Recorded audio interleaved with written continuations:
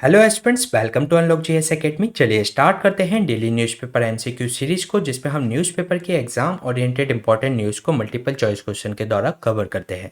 तो चलिए देख लेते हैं आज हम कौन से टॉपिक डिस्कस करने वाले हैं। प्रीवियस 36 टॉपिक हम प्रीवियस सेशन में कवर करा चुके हैं, जिसका लिंक आपको डिस्क्रिप्शन में मिल जाएगा। आज हम चर्चा करेंगे नॉन बैंकिंग फाइनेंशियल कंपनीज के बारे में, देन हम जानेंगे बायो कंप्यूटर्स के बारे में, देन हम चर्चा करेंगे एक टर्म का जिसका नाम है डॉलराइजेशन। साथ ही साथ कंट्रोलर जनरल ऑफ अकाउंट्स के बारे में चर्चा करेंगे और जानेंगे इंटीग्रेटेड पेंशनर पोर्टल्स के बारे में, जुडिशियल कस्टडी के बारे में चर्चा करेंगे और अभी हाल ही में हिंदू रेट ऑफ ग्रोथ चर्चा में रही, तो डिस्कस करेंगे हिंदू रेट ऑफ ग्रोथ के बारे में।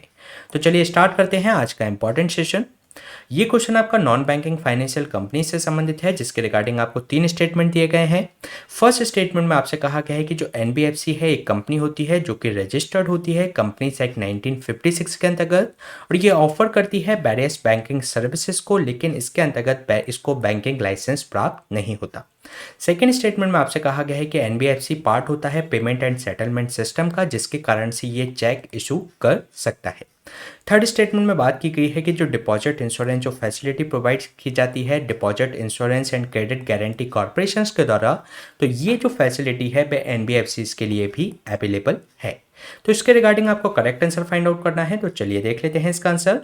इसमें जो फर्स्ट स्टेटमेंट में जो बात की गई है कि जो एनबीएफसी है जो एक कंपनी होती है जो कि रजिस्टर्ड होती है कंपनीज एक्ट 1956 के अंतर्गत, जो कि वेरियस बैंकिंग सर्विसेज के अंतर्गत प्रोवाइड कराती है, लेकिन इसको बैंकिंग लाइसेंस प्राप्त नहीं होता। तो ये इसके अंतर्गत करेक्ट स्टेटमेंट है। इसके अलावा जो एनबीएफसी है पार्ट नहीं होता पेमेंट एंड सेटलमेंट सिस्टम का, जिसके कारण से ये चेक इशू नहीं कर सकता। तो ये रॉन्ग स्टेटमेंट हो जाएगा। साथ ही साथ जो डिपॉजिट इंश्योरेंस जो फैसिलिटीज है जो कि प्रोवाइड कराई जाती है deposit insurance and credit guarantee corporation के द्वारा, तो ये जो फैसिलिटी है इसके लिए अवेलेबल नहीं है। तो ये भी इसके अंतर्गत रॉन्ग स्टेटमेंट हो जाएगा, इसलिए इसका जो आंसर होगा C1 ओनली। चलिए जान लेते हैं अभी चर्चा में क्यों रहा। जो आरबीआई ने रिसेंटली कहा है कि जो बैंक्स और जो एनबीएफसी हैं वह प्रमोट करें डिजिटल पेमेंट्स को। अगर हम बात करें एनबीएफसीज की, तो एक तरीके की कंपनी होती है जो कि कंपनीज एक्ट 1956 के अंतर्गत रजिस्टर्ड होती है और जो ऑफर करती है वेरियस बैंकिंग सर्विसेज को, और इसको लेकिन इसको बैंकिंग लाइसेंस इसको प्राप्त नहीं होता।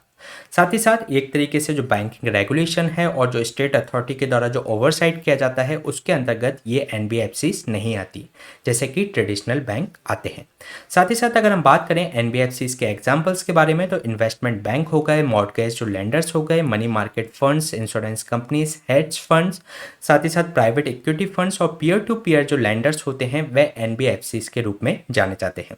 अगर हम बात करें ग्रेट रिसेशन जो 2008 में आया था, जो इसमें ट्रेडिशनल बैंक्स के माध्यम से जिनको लोन प्रोवाइड नहीं हो पा रहा था, तो उस समय पर जो की रोल प्ले किया था एनबीएफसीज ने। इसके अलावा अगर हम बात करें बैंक्स एंड एनबीएफसीज में क्या डिफरेंस होते हैं, तो जो बैंक्स होते हैं वह एक्सेप्ट कर सकते हैं both demand and time deposits को। इसके अंतर्गत अगर हम बात करें डिमांड डिपॉजिट्स की, तो डिमांड डिपॉजिट्स के अंतर्गत आपका सेविंग अकाउंट, साथ ही साथ जो करेंट अकाउंट होता है वह डिमांड डिपॉजिट्स के अंतर्गत आता है। इसके अलावा जो टाइम डिपॉजिट्स के अंतर्गत जो फिक्स जो डिपॉजिट्स होते हैं, साथ ही साथ जो रिकरिंग जो डिपॉजिट्स होती हैं वह टाइम डिपॉजिट्स के अंतर्गत आती हैं। तो जो बैंक्स हैं एक्सेप्ट कर सकते हैं both demand and time deposits को, जबकि जो एनबीएफसीज होती हैं वह केवल डिमांड डिपॉजिट्स को इसके अंतर्गत एक्सेप्ट नहीं कर सकती। ये केवल जो टाइम डिपॉजिट्स होते हैं यानी कि जो एफडी या जो रिकरिंग डिपॉजिट्स होते हैं उसको ही ये एक्सेप्ट कर सकती हैं। तो ये साथ ही साथ इसमें जो पेमेंट एंड सेटलमेंट सिस्टम होता है जिसके माध्यम से ये चेक इशू कर सकते हैं, तो बैंक इसके अंतर्गत कर सकता है चेक इशू, क्योंकि ये पार्ट होता है पेमेंट एंड सेटलमेंट सिस्टम का, जबकि NBFC payment and settlement system का पार्ट नहीं होता, जिसके कारण से ये चेक इशू नहीं कर सकता।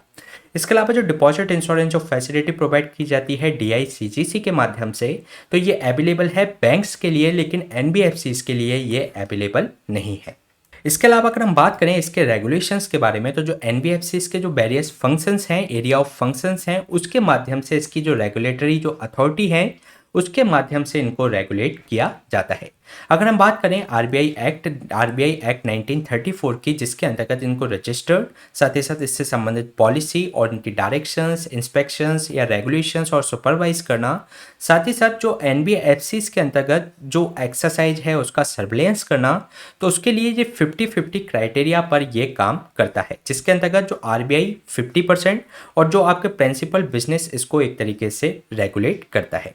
अगर हम बात करें इसके जो बैरियर्स जो इसमें अलग अलग सेक्टर की हैं, जैसे कि हाउसिंग फाइनेंस कोई कंपनीज हैं, एनबीएफसीज हैं, तो उनको रेगुलेट किया जाता है नेशनल हाउसिंग बैंक्स के द्वारा। इसके अलावा जो मर्चेंट बैंकर्स हैं या वेंचर कैपिटल फंड कंपनीज हैं, स्टॉक एक्सचेंजर्स हैं, तो इनको मैनेज किया जाता है, इनको रेगुलेट किया जाता है security and exchange board of India के माध्यम से।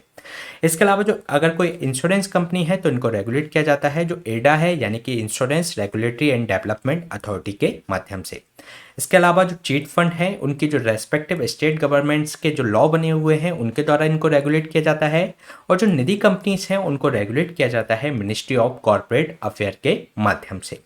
साथ ही साथ अगर हम बात करें इसमें जो नॉन बैंकिंग फाइनेंशियल कंपनीज की, तो इसमें एक माइक्रो फाइनेंस इंस्टीट्यूशंस होते हैं। जो माइक्रो फाइनेंस इंस्टीट्यूशन का तात्पर्य ये है कि इसके अंतर्गत जो हमारे जो पूरा सेक्शंस हैं हमारी सोसाइटी के, तो उनके लिए लोन इसके अंतर्गत प्रोवाइड कराया जाता है। जो हमारे लो इनकम ग्रुप्स हैं उनको एक तरीके से इसमें लोन प्रोवाइड कराया जाता है, और इसका एक ऑब्जेक्टिव ये है कि जो आरबीआई के अंतर्गत जिससे कि जो हमारी माइक्रो फाइनेंस इंस्टीट्यूशंस हैं वह एक तरीके से हेल्दी एंड अकाउंटेबल रूप से हमारे पूरे सेक्शंस को एक तरीके से उनको इन बैंकिंग सेक्टर से जोड़ सके। इसके अलावा अगर हम बात करें इनके लिए कंडीशंस क्या होती हैं एनबीएफसीज के माइक्रो फाइनेंस इंस्टीट्यूशन बनने के लिए, तो इनकी जो नेट ऑन जो फंड होना चाहिए वो 5 करोड़ का होना चाहिए, और अगर ये नॉर्थ ईस्टर्न रीजन में अगर खोल रहे हैं तो उसके लिए 2 करोड़ का इनका नेट ओन फंड होना चाहिए। इसके अलावा इनको जो एटलीस्ट 85% उनके जो टोटल नेट एसेट्स हैं उसका जो नेचर होना चाहिए वह क्वालिफाइंग एसेट्स का होना चाहिए, और ये क्वालिफाइंग एसेट्स एक तरीके से ऐसे होना चाहिए कि इनको इन एनबीएफसीज के द्वारा ओन किया जा रहा हो, साथ ही साथ इनको एक तरीके से तुरंत ही कैपिटलाइज किया जा सके। इसके अलावा अगर हम बात करें इनमें डिफरेंस की, जो एनबीएफसीज और एमएफआई जो होती हैं उनके बीच में डिफरेंस क्या है, तो जो एमएफआईज हैं वे एक तरीके से स्मॉलर लेवल ऑफ जो सोशल स्टार्टर हैं उनको एक तरीके से स्मॉल अमाउंट्स में लोन प्रोवाइड कराते हैं, जबकि जो एनबीएफसीज हैं ये ऑपरेट करती हैं at a very high level. तो ये हमने बात की इसके बारे में। साथ ही साथ अगर हम देखें डीआईसीजीसी के बारे में, तो ये फाउंड किया गया था 1978 में, और इसके अंतर्गत क्या किया गया था कि जो क्रेडिट गारंटी कॉरपोरेशन एक्ट था 1961 का, उसको मर्ज किया था इसमें डिपॉजिट जो इंश्योरेंस कॉरपोरेशन था और credit guarantee corporation of India limited था, तो इन दोनों को मर्ज करके 1978 में जो deposit insurance and credit guarantee corporation को इसके अंतर्गत बनाया गया।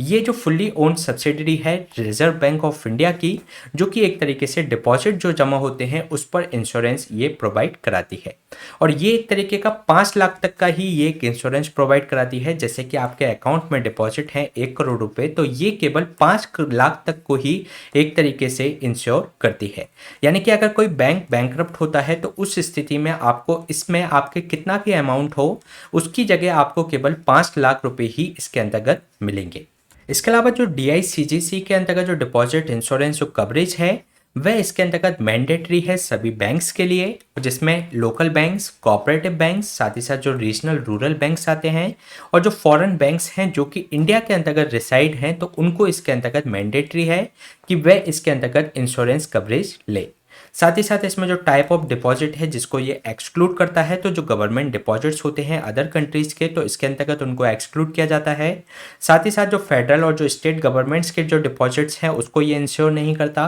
साथ ही साथ ये जो इंटर बैंकिंग जो डिपॉजिट्स होते हैं उनको भी इंश्योर नहीं करता। साथ ही साथ इसमें जो रिजल्ट होता है डिपॉजिट जो आउटसाइड इंडिया किया जाता है, तो वह भी इसके अंतर्गत इंश्योरेंस में नहीं आता।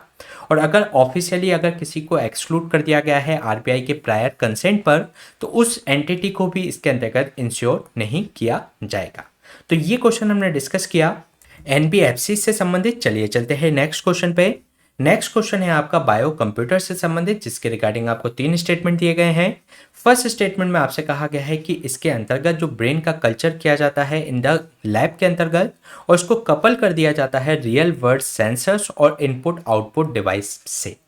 सेकंड स्टेटमेंट में आपसे कहा गया है कि साइंटिस्ट इसके अंतर्गत एक्सपेक्ट कर रहे हैं कि ये जो टेक्नोलॉजी है एक तरीके से जो प्रोसेसिंग पावर है ब्रेन की और उससे संबंधित जो बायोलॉजिकल बेसिस है ह्यूमन के जो कॉग्निशन का, उसके ज्ञान का, लर्निंग का, साथ ही साथ न्यूरोलॉजिकल डिसऑर्डर्स का, तो एक तरीके से उसको पता लगा सकते हैं। थर्ड स्टेटमेंट में आपसे कहा गया है कि जो ऑर्गेनॉइड्स होते हैं एक लैब ग्रोन टिश्यूज होते हैं जो कि एक तरीके से ऑर्गन के से मिलते जुलते होते हैं। तो इसके रिगार्डिंग आपको करेक्ट आंसर फाइंड आउट करना है, तो चलिए देख लेते हैं इसका आंसर। इसमें जो फर्स्ट स्टेटमेंट में जो बात की गई है कि इसके अंतर्गत जो ब्रेन का कल्चर किया जाता है लैब के अंतर्गत और उसको कपल कर दिया जाता है रियल वर्ल्ड सेंसर्स के द्वारा और इनपुट आउटपुट डिवाइसेस से, तो ये इसके अंतर्गत करेक्ट स्टेटमेंट है। इसके अलावा जो साइंटिस्ट इसमें एक तरीके से एक्सपेक्ट कर रहे हैं कि ये जो टेक्नोलॉजी है जो प्रोसेसिंग पावर है ब्रेन की उसको अंडरस्टैंड कर सकेगा, साथ ही साथ जो बायोलॉजिकल बेसिस है ह्यूमन के कॉग्निशन, लर्निंग और वेरियस न्यूरोलॉजिकल डिसऑर्डर्स का, तो इसके अंतर्गत ये फाइंड आउट कर सकेंगे, तो ये भी इसके अंतर्गत करेक्ट स्टेटमेंट है। इसके अलावा थर्ड स्टेटमेंट में आपसे कहा गया है कि जो ऑर्गेनॉइड्स हैं एक तरीके के लैब ग्रोन टिश्यूज पे होते हैं जो कि ऑर्गन से मिलते जुलते होते हैं, तो ये भी इसके अंतर्गत करेक्ट स्टेटमेंट है, इसलिए इसका जो आंसर हो जाएगा डी 1, 2 एंड 3। चलिए जान लेते हैं इसके बारे में, ये अभी चर्चा में क्यों रहा। जो साइंटिस्ट हैं जॉन हॉपकिंस यूनिवर्सिटी के जेएचयूज के, उन्होंने रिसेंटली आउटलाइन किया है कि उन्होंने एक प्लान कर रहे हैं कि जो पोटेंशियली एक तरीके से ये रिवॉल्यूशनरी होगा इस रिसर्च के अंतर्गत, जिसके अंतर्गत ये ऑर्गेनॉइड इंटेलिजेंस का उपयोग करेंगे, जिनका उद्देश्य है कि एक तरीके के बायो कंप्यूटर्स इसके अंतर्गत तैयार किए जा सके।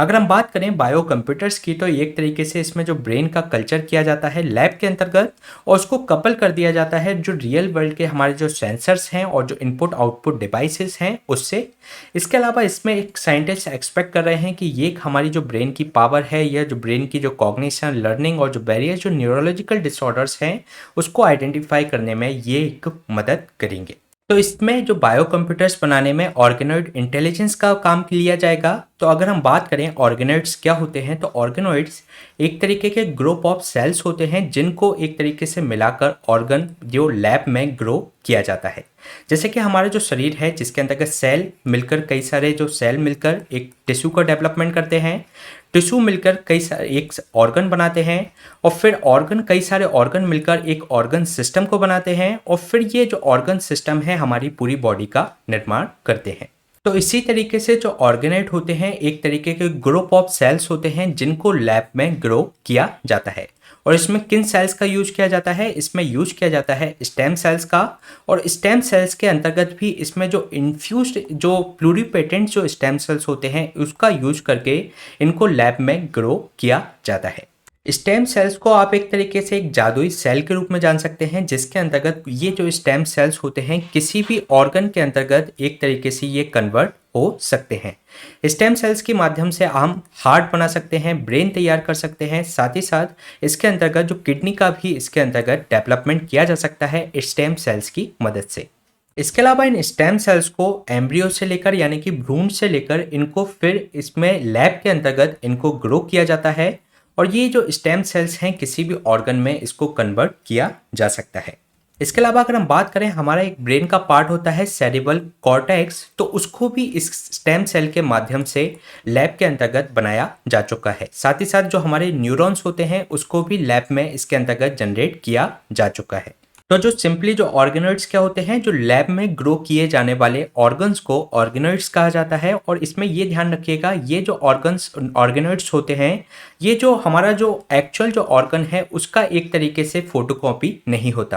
क्योंकि इसके अंतर्गत जो नर्व्स होती हैं, जैसे हमारे ऑर्गन के अंतर्गत नर्व्स होती हैं जिसके अंतर्गत ब्लड फ्लो करता है, उसी तरीके से जो न्यूरॉन्स उसके नर्व्स के अंतर्गत फ्लो करते हैं और कई सारी इसके अंतर्गत हमारी धमनियाँ होती हैं। तो इसके अंतर्गत ये जो ऑर्गेनॉइड होता है उसके अंतर्गत ये नहीं पाई जाती। तो ये एक तरीके की कॉपी नहीं होती इस ऑर्गन की, इसको हम ऑर्गेनॉइड को एक तरीके का सबसेट कह सकते हैं इस ऑर्गन का। और इसी ऑर्गेनॉइड इंटेलिजेंस का यूज करके जो बायो कंप्यूटर है वह डेवलप किया जाएगा। अगर हम बात करें ऑर्गेनॉइड्स के बारे में, जैसे कि आपने बात किया, तो एक तरीके से 3D कल्चर होता है brain tissue in the lab में, जिसको एक तरीके से ब्रेन ऑर्गेनॉइड कहा जा सकता है। और ये जो ऑर्गेनॉइड्स होते हैं लैब ग्रोन टिश्यूज होते हैं जो कि एक तरीके से ऑर्गन के से ही ये मिलते जुलते रहे। साथ ही साथ ये जो मिनी ब्रेन्स के रूप में भी इसको जाना जाता है और अभी जो लैब में ग्रो किया जा चुका है वह अप टू द 4 मिलीमीटर तक का अभी ग्रो किया जा चुका है। साथ ही साथ ये जो ह्यूमन के स्टेम सेल्स के माध्यम से इसको जनरेट किया जाता है और ये एक तरीके से जो डेवलप करते हैं ह्यूमन ब्रेन का। अगर हम बात करें बायो कंप्यूटर्स की तो इसके अंतर्गत जो हमारे ऑर्गेनॉइड्स होंगे इन्हीं को जो इनसाइड जो फ्लेक्सिबल जो स्ट्रक्चर है उनको एफिक्स कर दिया जाएगा मल्टीपल इलेक्ट्रोड के माध्यम से, जिससे कि इसके अंतर्गत हम इनपुट आउटपुट जो सेंसर्स होंगे उसके माध्यम से ऑर्गेनॉइड को कनेक्ट कर सकते हैं। साथ ही साथ ये जो स्ट्रक्चर्स होंगे एक तरीके से रिकॉर्ड कर सकेगा जो फायरिंग पैटर्न्स है हमारे न्यूरॉन्स का और जो इसमें जो डिलीवर करते हैं इलेक्ट्रिकल जो स्टिमुलाई होती है और जो एक तरीके से हमारी जो सेंसरी स्टिमुलाई है तो उसको एक तरीके से इसमें डिटेक्ट किया जा सकेगा। और जो रिस्पॉन्स पैटर्न है हमारे न्यूरॉन्स का और उनके इफेक्ट क्या होते हैं ह्यूमन के बिहेवियर पर, उनकी बायोलॉजी पर, साथ ही साथ इसमें एनालाइज किया जा सकेगा मशीन लर्निंग टेक्निक के माध्यम से। यानी कि इसमें जो हमारी शरीर की जो बायोलॉजी है ह्यूमन ब्रेन किस तरीके से काम कर रहा है तो उसको हम मशीन लर्निंग टेक्निक के माध्यम से और इसमें जो हम यूज करेंगे डेटा एनालिसिस के माध्यम से उसको हम बेहतर तरीके से उस बिहेवियर को समझ पाएंगे।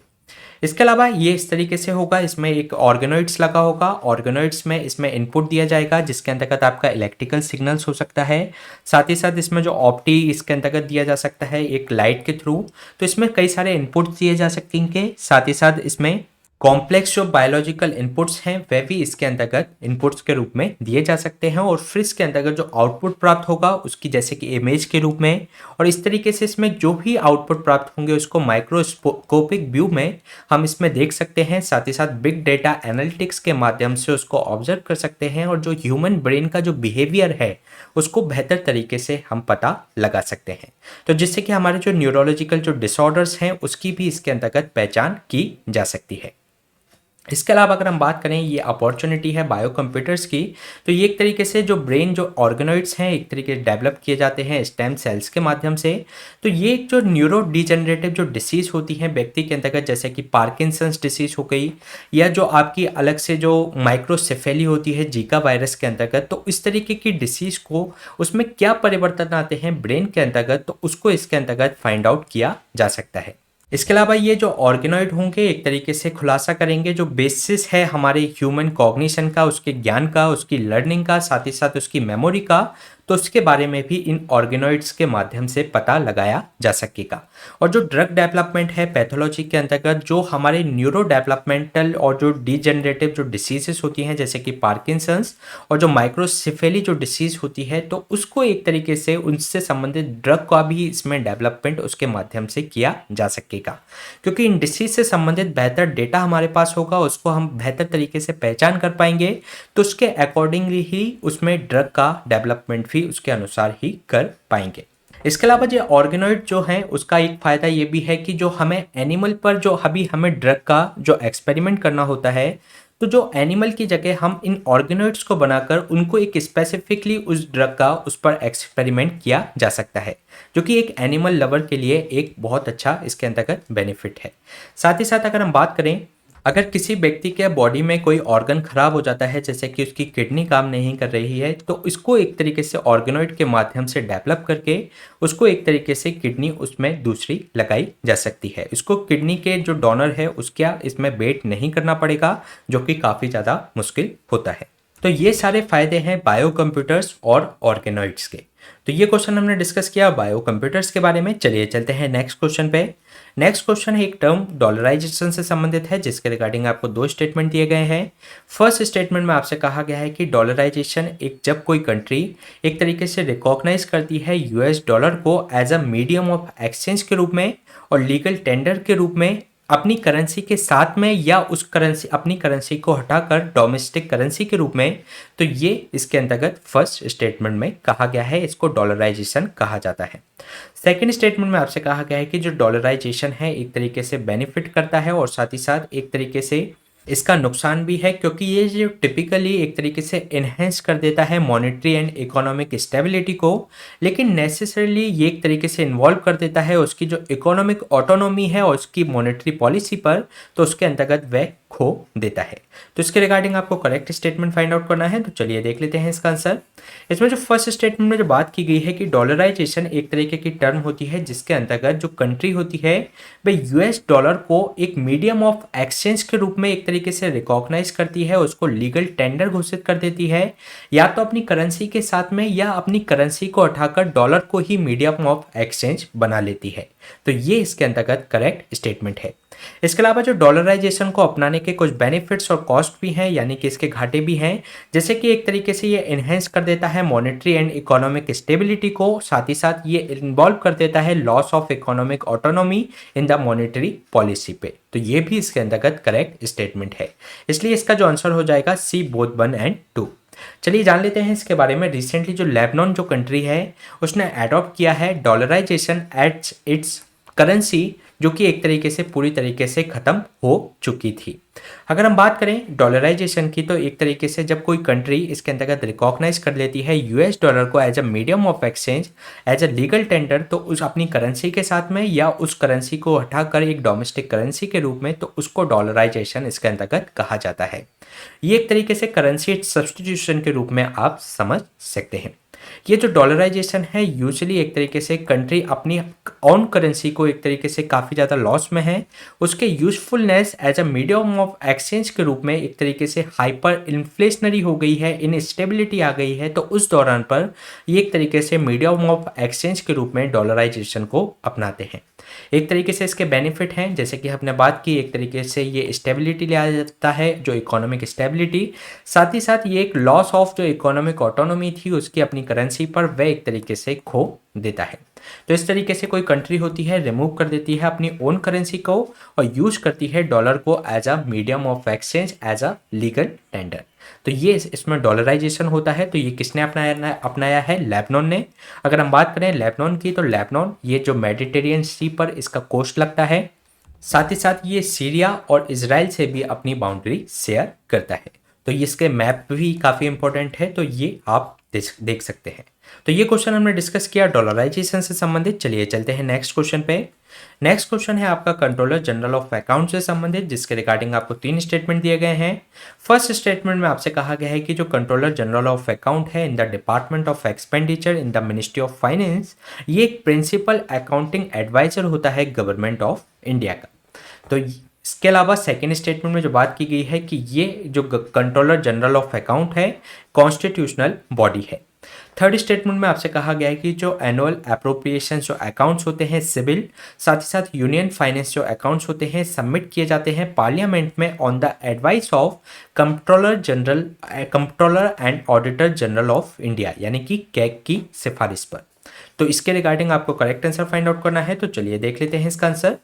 इसमें जो फर्स्ट स्टेटमेंट में जो बात की गई है कि जो कंट्रोलर जनरल ऑफ अकाउंट है department of expenditure ministry of finance के अंतर्गत ये आते हैं, ये एक प्रिंसिपल अकाउंटिंग एडवाइजर होते हैं गवर्नमेंट ऑफ इंडिया के। तो ये इसके अंतर्गत करेक्ट स्टेटमेंट है। इसके अलावा इसमें जो कहा गया है कि ये एक कॉन्स्टिट्यूशनल बॉडी है, तो जो कंट्रोलर जनरल ऑफ जो अकाउंट्स हैं वह एक कॉन्स्टिट्यूशनल बॉडी नहीं है,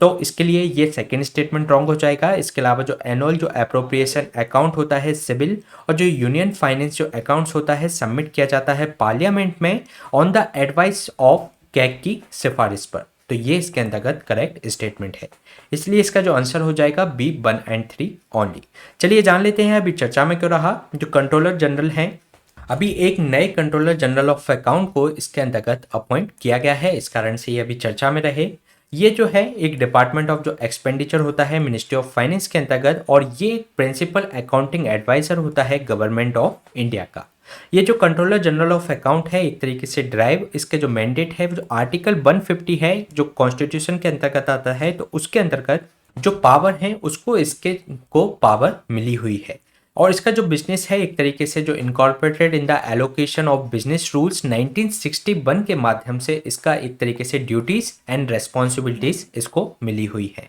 और ये पार्ट नहीं है, ये एक तरीके से कॉन्स्टिट्यूशनल बॉडी नहीं है। जैसे कि कैग एक कॉन्स्टिट्यूशनल बॉडी है, तो ये कंट्रोलर जनरल ऑफ जो अकाउंट है वह एक कॉन्स्टिट्यूशनल बॉडी नहीं है। इसका गोल ये है, इसके जो ऑब्जेक्टिव हैं एक तरीके से रिलायबल जो इन्फॉर्मेशन है उससे संबंधित ट्रांसपेरेंसी लाना और उसकी रिपोर्टिंग करना जो पब्लिक पब्लिक फंड है उसकी, साथ ही साथ जो इंटीग्रेटेड जो गवर्नमेंट बाइट फाइनेंशियल जो इंफॉर्मेशन सिस्टम है उसको एक तरीके से मजबूत करना है। साथ ही साथ जो एनुअल अप्रोप्रिएशन जो अकाउंट होता है सिविल का, साथ ही साथ यूनियन फाइनेंस जो अकाउंट्स होते हैं सबमिट किए जाते हैं पार्लियामेंट में on the advice of CAG की सिफारिश पर।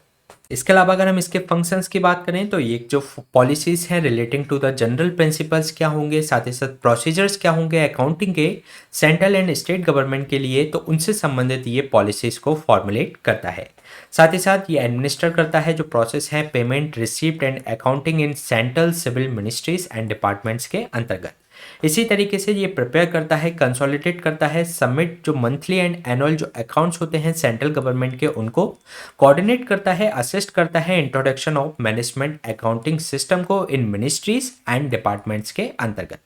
साथ ही साथ ये जो फाइनेंशियल परफॉर्मेंस है उनके इफेक्टिवनेस है वेरियस प्रोग्राम्स की, स्कीम्स की, एक्टिविटीज़ की सिविल मिनिस्ट्रीज के अंतर्गत, तो उसको भी एक तरीके से ये मॉनिटर करता है। साथ ही साथ जो एडमिनिस्टर करता है बैंकिंग अरेंजमेंट्स को, डिसबर्समेंट ऑफ गवर्नमेंट के द्वारा जो भी दिया जा रहा है, एक्सपेंडिचर किया जा रहा है, कलेक्शन किया जा रहा है, तो उसको ये ध्यान में रखता है, उसको एडमिनिस्टर करता है।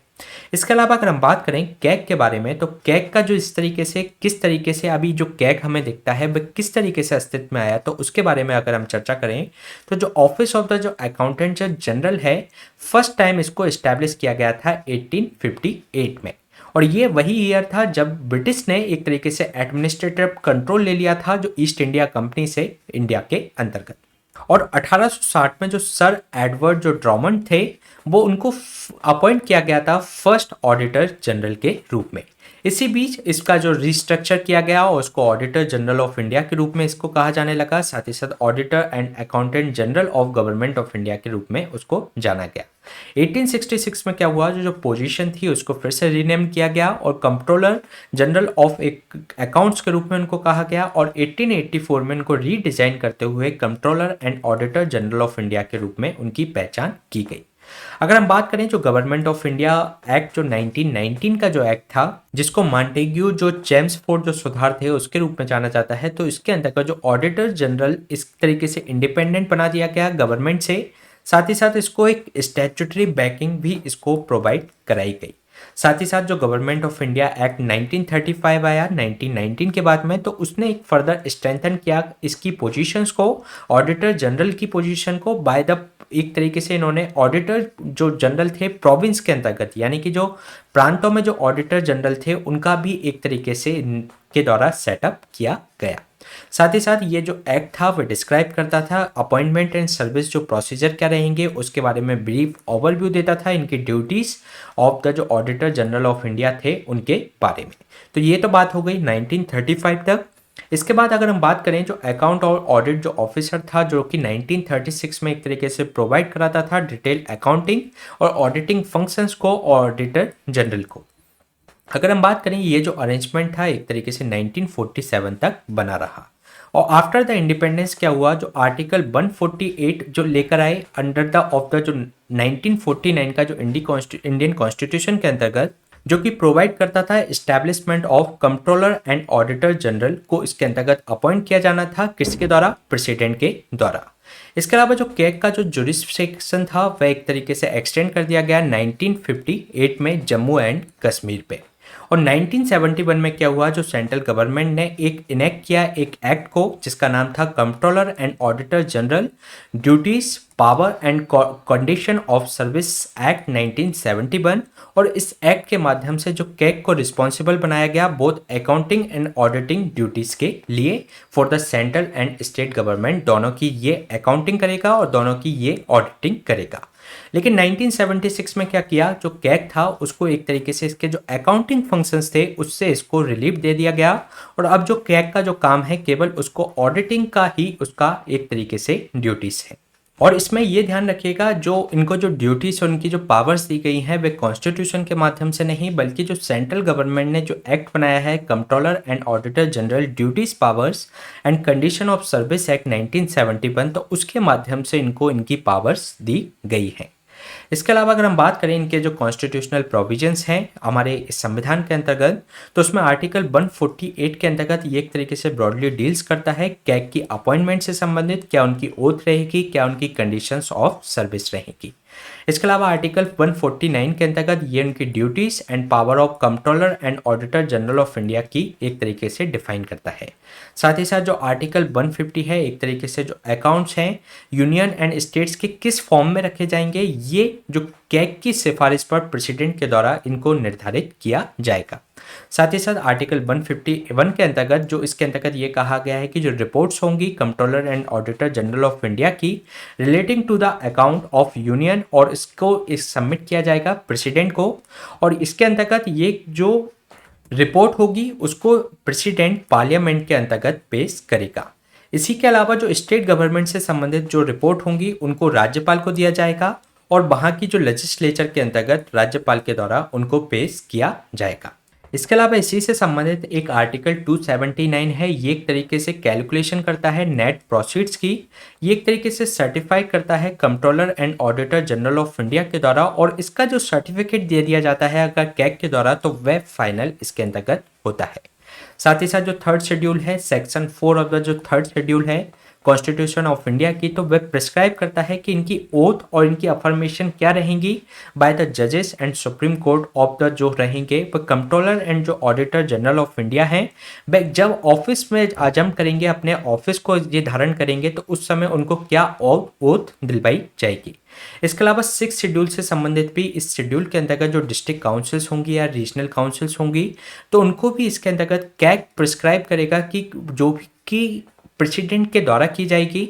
यानी कि जो डिस्ट्रिक्ट काउंसिल होंगी और जो रीजनल काउंसिल होंगी उनको किस फॉर्म में रखा जाए, ये कैग की सिफारिश पर प्रेसिडेंट के द्वारा उसको एक तरीके से किया जाएगा। और ये इसके एडिशंस क्या रहेंगे, इसकी अकाउंट किस तरीके से होगा, उसकी ऑडिटिंग किस तरीके से होगी, ये निर्धारित किया जाएगा कैग के द्वारा।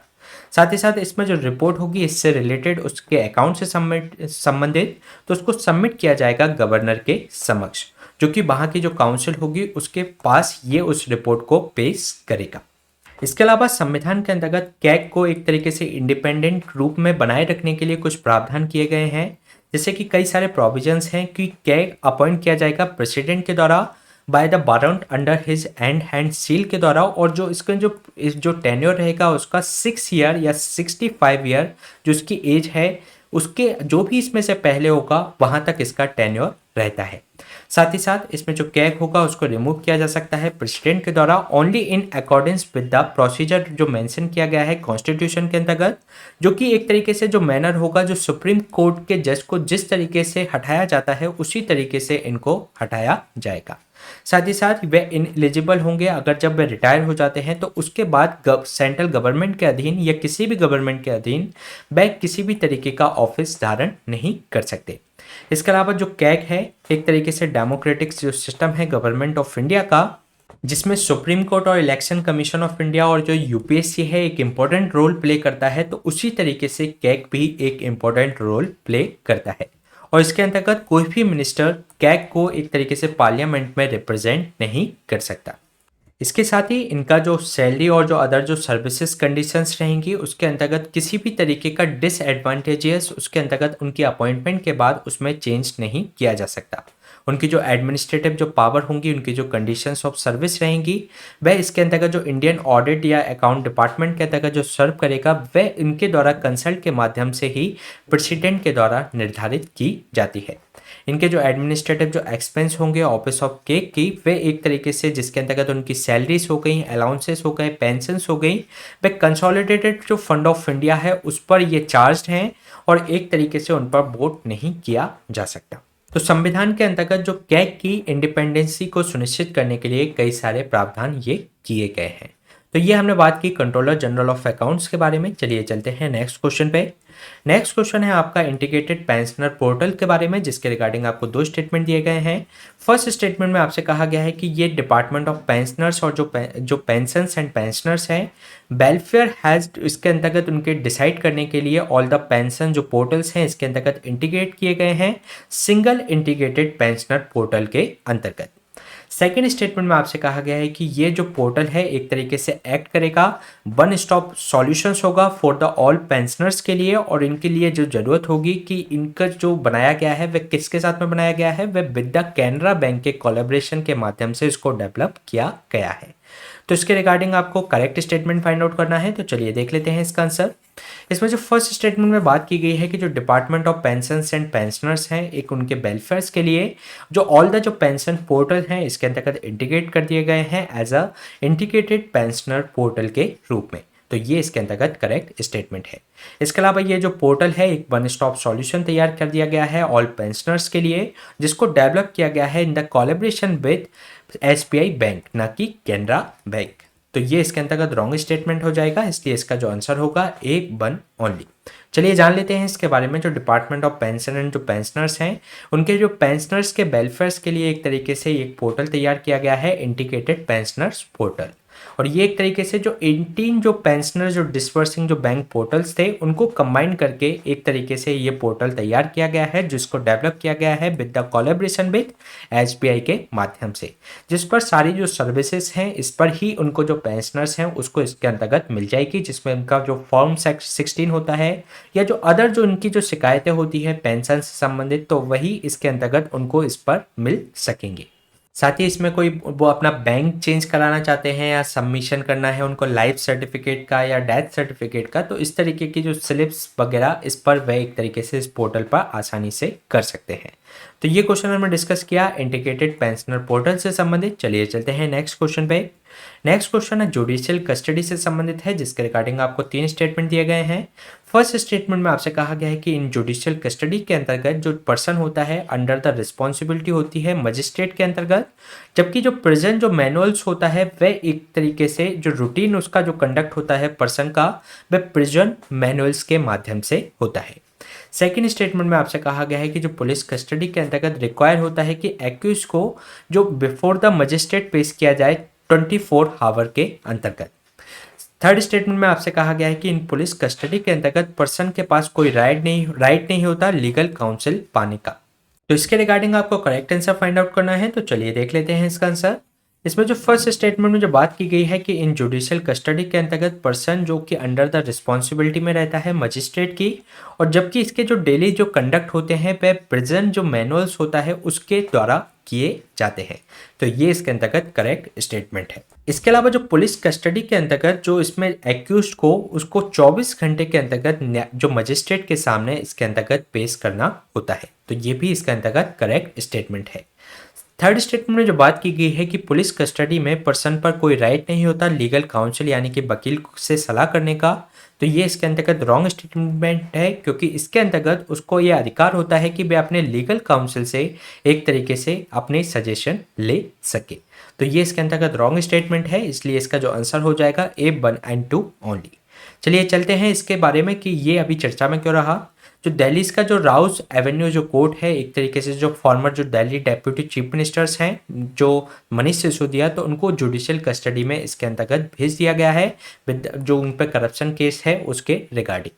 तो इससे संबंध में जुडिशियल कस्टडी अभी चर्चा में रहा। तो अगर हम बात करें इसके बारे में, तो जो एक तरीके से इनको एक तरीके से डिफाइन नहीं किया गया है इंडियन लॉ के अंतर्गत, इसको ये अंडर डिफाइन है। साथ ही साथ इसमें जो कस्टडी है एक तरीके से रेफर करती है कि जो स्टेट है वह पुलिस जिसके अंतर्गत जो उस पर ट्रायल चल रहा है तो उसको अपनी कस्टडी में रखें। इसके अंतर्गत जो सेक्शन 57 है जिसके अंतर्गत कोड ऑफ क्रिमिनल प्रोसीजर का जो सेक्शन 57 है उसके अंतर्गत ये बताया गया है कि कोई भी जो पर्सन है अरेस्ट किया जाता है विदाउट द वारंट, तो उसको एक तरीके से डिटेन नहीं किया जा सकता 24 घंटे से ज़्यादा। साथ ही साथ उसको पेश करना होगा अगर किसी भी तरीके का स्पेशल ऑर्डर उससे संबंधित नहीं दिया है मजिस्ट्रेट ने सेक्शन 167 के अंतर्गत, तो उसमें वह 24 आवर्स से ज़्यादा उसको नहीं रख सकते। अगर हम बात करें सेक्शन 167 के अंतर्गत, तो इसके अंतर्गत जो इन्वेस्टिगेशंस है वह एक तरीके से कंप्लीट की जाती है 24 आवर में, और उसमें जो डिटेनी है एक तरीके से स्टिल रखा उसके अंतर्गत कस्टडी में रखा जा सकता है। उसके लिए कई सारे जो ग्राउंड्स उसके अंतर्गत मजबूत होना चाहिए। यानी कि ऐसी कोई इन्वेस्टिगेशन है जिसको 24 आवर में पूरा नहीं किया जा सकता, तो इसके लिए एक तरीके से आर्ट जो सेक्शन 167 है उसके अंतर्गत वेल फाउंडेड ग्राउंड होना चाहिए, तो उसको एक तरीके से 24 आवर से भी ज़्यादा रखा जा सकता है। ये जो प्रोसेस है इसके अंतर्गत जो पुलिस ऑफिसर्स है वह सब इंस्पेक्टर से कम की रैंक का नहीं होना चाहिए, और इसमें जो कॉपी ऑफ द जो डायरी है एंट्री होनी चाहिए डिटेनी की, और जो जुडिशियल मजिस्ट्रेट के पास वह पेश की जाएगी। इसके अंतर्गत जो डिसाइड किया जाएगा कि इसके अंतर्गत ऑथराइज किया जाए एक्यूज को डिटेंशन के लिए for the period of 15 days की इसके अंतर्गत जुडिशियल कस्टडी में भेजा जाता है। और जो मैक्सिमम जो जुडिशियल जो कस्टडी हो सकती है वह 90 डेज की हो सकती है, जिसके अंतर्गत अगर ऐसा कोई केस है जिसमें कोई डेथ, लाइफ इम्प्रिजनमेंट यानी कि आजीवन कारावास और जो 10 ईयर्स या उससे ज़्यादा का अगर कारावास है तो उसमें जो जुडिशियल कस्टडी है वह 90 दिन की हो सकती है। इसके अलावा सेक्शन जो 167 है एक तरीके से बात करता है कि जो कस्टडी है during the stage of investigation, उसमें जो कस्टडी होगी वह जुडिशियल कस्टडी हो सकती है या पुलिस कस्टडी इसके अंतर्गत शामिल हो सकती है। इसके अलावा हम जान लेते हैं इन दोनों में अंतर क्या होता है जुडिशियल कस्टडी और पुलिस कस्टडी में। तो अगर हम बात करें सबसे पहले जुडिशियल कस्टडी की, तो इसमें जो पर्सन है उसको डिटेन किया जाता है जुडिशियल मजिस्ट्रेट के द्वारा और उसको एक तरीके से सेंट्रल या स्टेट प्रिजन में रखा जाता है। साथ ही साथ जो जुडिशियल कस्टडी के अंतर्गत जो ऑफिशियल के द्वारा एक ज़रूरत होती है, परमिशन होती है कोर्ट की कि वह एक तरीके से क्वेश्चनिंग कर सके उस पर्सन से, अगर उससे कोई सवाल पूछना है तो कोर्ट की परमिशन उसमें लगेगी। साथ ही साथ जुडिशियल कस्टडी के अंतर्गत जो पर्सन है अंडर द जो रेस्पॉन्सिबिलिटी होती है मजिस्ट्रेट की, साथ ही साथ जो उसके जो डेली रूटीन के जो वर्क हैं, कंडक्ट हैं, वह प्रेजेंट जो मैनुअल्स होता है उस जेल का, तो उसके अनुसार वह चलते हैं। साथ ही साथ कुछ केसेस में जो कोर्ट है वह डायरेक्टली इसमें पर्सन को जुडिशियल कस्टडी में भेज सकता है और इसके अंतर्गत जो कोर्ट है वह कंक्लूड करता है कि उसमें कोई भी जरूरत नहीं है पुलिस कस्टडी की, इसको डायरेक्ट जुडिशियल कस्टडी में भेजा जाए। साथ ही साथ जो जुडिशियल कस्टडी है एक तरीके से 60 से 90 डेज तक इसमें मैक्सिमम हो सकती है, जो कि इसकी मैक्सिमम पनिशमेंट के अकॉर्डिंग ही इसको दिया जाता है। साथ ही साथ इसमें जो सेक्शन 436A ऑफ द जो CRPC है उसके अंतर्गत जो पर्सन है जुडिशियल कस्टडी के अंतर्गत वह हाफ ऑफ द जो मैक्सिमम पनिशमेंट है, अगर उसने ऑफेंस की अगर हाफ ऑफ द पनिशमेंट इसके अंतर्गत ले ली है तो वह अप्लाई कर सकता है डिफॉल्ट बेल के लिए। और जब उसकी ट्रायल अगर पेंडिंग है तो उसके बीच में अगर उसने हाफ ऑफ द पनिशमेंट इसके अंतर्गत ले ली है तो उसके लिए वह बेल के लिए इसमें अप्लाई कर सकता है। तो ये बात की हमने जुडिशियल कस्टडी के बारे में। अगर हम बात करें पुलिस कस्टडी के बारे में तो इसमें जो पर्सन है वह डिटेन किया जाता है पुलिस स्टेशन के अंतर्गत, जो लॉकअप होते हैं पुलिस स्टेशन के अंतर्गत उसमें ही उसको रखा जाता है और उसमें 24 घंटे से ज़्यादा उनको रखा नहीं जा सकता। लेकिन जो CRPC का जो 167 है उसके अंतर्गत ऐसा कोई इन्वेस्टिगेशन है जिसमें 24 घंटे से में वे पूरी नहीं हो सकती, तो उसमें एक स्ट्रॉन्ग ग्राउंड के आधार पर मजिस्ट्रेट ये परमिशन दे सकता है कि उसको 24 घंटे से ज़्यादा भी पुलिस कस्टडी में रखा जा सके। इसके अंतर्गत ये इन्वेस्टिगेशंस है, अथॉरिटी है, इसके अंतर्गत इंटेरोगेट कर सकती है उस पर्सन से। और इस पुलिस कस्टडी के अंतर्गत जो पर्सन है उसको एक राइट होता है एक लीगल काउंसिल पाने का, साथ ही साथ जो राइट होता है उसको कि उसको किस आधार पर इसको जेल में रखा गया है वह भी उसको बताने का, उसको जानने का अधिकार इसके अंतर्गत होता है। तो ये बात की हमने जुडिशियल कस्टडी और पुलिस कस्टडी से संबंधित। चलिए चलते हैं नेक्स्ट क्वेश्चन पे। नेक्स्ट क्वेश्चन है आपका हिंदू रेट ऑफ ग्रोथ से संबंधित, जिसके रिगार्डिंग आपको 3 स्टेटमेंट दिए गए हैं। फर्स्ट स्टेटमेंट में आपसे कहा गया है कि ये जो टर्म है सबसे पहले इकोनॉमिस्ट राज कृष्णा के द्वारा 1978 में दी गई थी। सेकेंड स्टेटमेंट में आपसे कहा गया है कि ये एक तरीके से डिनोट करता है जो कि जीडीपी जो ग्रोथ रही थी 1950 से 1980 के बीच में 4% जो जीडीपी ग्रोथ रही थी उसको एक तरीके से ये डिनोट करता है। थर्ड स्टेटमेंट में आपसे कहा गया है कि जो स्लो ग्रोथ रेट है जिसको एक तरीके से कहा जाता है हिंदू रेट ग्रोथ के रूप में, जब ये एक तरीके से लगातार हो यानी कि परसिस्टेंट हो, साथ ही साथ फॉलो करे लो पर कैपिटा जीडीपी को और पॉपुलेशन ग्रोथ भी लगातार इसके अंतर्गत बढ़ रही हो, तो इसको एक तरीके से हिंदू रेट ऑफ ग्रोथ कहा जा सकता है। तो इसके रिगार्डिंग आपको करेक्ट आंसर फाइंड आउट करना है, तो चलिए देख लेते हैं इसका आंसर। ये जो फर्स्ट टाइम जो टर्म थी वो दी गई थी इकोनॉमिस्ट राज कृष्णा इन 1978 में, तो ये करेक्ट आंसर है। सेकंड स्टेटमेंट में जो बात की गई है कि 1950 से 1980 के बीच में जो जीडीपी जो ग्रोथ रही थी वह 4% रही थी, तो ये उसको डिनोट करता है हिंदू रेट ऑफ ग्रोथ को। तो ये भी इसके अंतर्गत करेक्ट है। इसके अलावा जो स्लो रेट ऑफ ग्रोथ अगर किसी कंट्री में हो रही है उसको हिंदू रेट ऑफ ग्रोथ कब तब कहा जाएगा, जब ये एक तरीके से लगातार जो ग्रोथ रेट है वह एक तरीके से परसिस्टेंट हो, मतलब कम हो रही हो लगातार, और इसके अंतर्गत जो लो पर कैपिटा जीडीपी हो और जो पॉपुलेशन ग्रोथ भी लगातार बढ़ रही हो, तो उसको हम हिंदू रेट ऑफ ग्रोथ कह सकते हैं। तो ये इसके अंतर्गत करेक्ट स्टेटमेंट है, इसलिए इसका जो आंसर हो जाएगा डी 1, 2 एंड 3। चलिए जान लेते हैं अभी चर्चा में क्यों रहा जो हमारे फॉर्मर आरबीआई गवर्नर हैं रघुराम राजन। उन्होंने ये कहा कि इंडिया एक तरीके से डेंजरसली क्लोज है हिंदू रेट ऑफ ग्रोथ के पास में।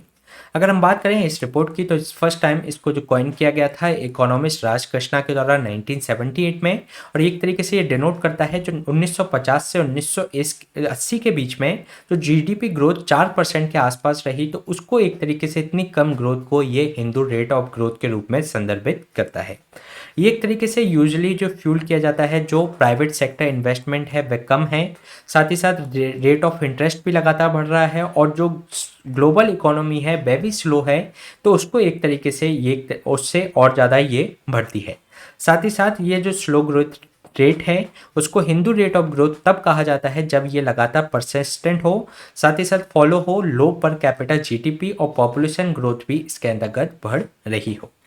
अगर हम बात करें, ये एक तरीके से इंडिकेट करता है कि जो इकोनॉमिक ग्रोथ जो रेट है वह एक तरीके से कम हो गई है, और इसमें जो चेंजेस हैं गवर्नमेंट के द्वारा जो वॉर्स के माध्यम से या जो क्राइसिस उसमें है एक तरीके से, और जो कल्चरल जो फिनोमेना के माध्यम से उसमें ग्रोथ नहीं हो पा रही है। साथ ही साथ ये जो टर्म है अक्सर जो रिगार्ड करती है एक तरीके से डेरोगेटरी फेज है, यानी कि एक तरीके से अपमानजनक ये शब्द माना जाता है, क्योंकि एक तरीके से जो इंडिया है